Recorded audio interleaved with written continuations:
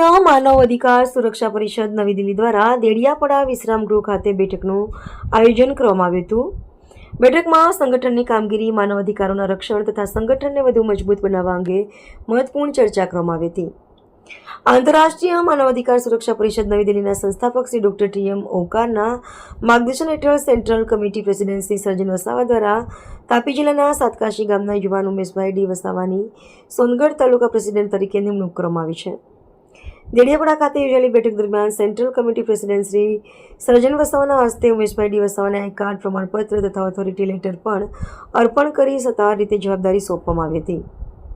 આ બેઠકમાં માનવ અધિકારોના રક્ષણ, અન્યાય સામે સંગઠિત રીતે અવાજ ઉઠાવવામાં, જરૂરિયાતમંદ લોકોને કાયદેસર માર્ગદર્શન અને ન્યાય અપાવવા તેમજ ગ્રામ્ય અને તાલુકા કક્ષાએ સંગઠનની કામગીરીને વધુ અસરકારક બનાવવા આ મુદ્દે ચર્ચા કરવામાં આવી હતી।